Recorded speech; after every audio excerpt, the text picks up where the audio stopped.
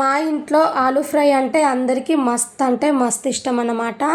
మాలాగా మీలో ఎంతమందికి ఇష్టం కామెంట్ బాక్స్‌లో అయితే కామెంట్ చేయండి. ఫస్ట్ ఆఫ్ ఆల్ నేను ఏ విధంగా చేశానో ప్రాసెస్ అయితే చూసేయండి. సింపుల్‌గా చేశాను బట్ టేస్ట్ మాత్రం చాలా బాగుంటుంది. ముందుగా చిన్నగా కట్ చేసి పెట్టుకున్న ఆలూనైతే 50% అయితే ఉడికించేసి పక్కన పెట్టేసుకోవాలి.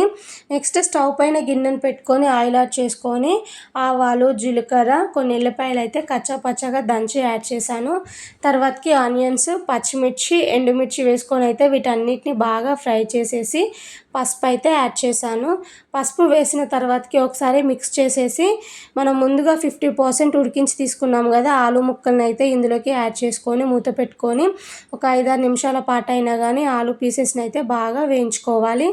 ఆలు అనేది మనకి కాస్త వేగిన తర్వాతకి ఇందులోనే టేస్ట్కి తగ్గట్టు సాల్ట్ యాడ్ చేసుకొని మిక్స్ చేసుకొని ఇంకొక 2 మినిట్స్ పాటు మంచిగా వేగనివ్వాలి. తర్వాతకి ఇందులోకి టేస్ట్కి తగ్గట్టు కొంచెమంతా కారం అలాగే కొంచెమంతా గరం మసాలాను వేసుకొని ఇంకొక 2 మినిట్స్ పాటు మంచిగా ఫ్రై చేసామంటే వేడి వేడి ఆలు ఫ్రై అయితే కంప్లీట్ అయిపోయిందన్నమాట.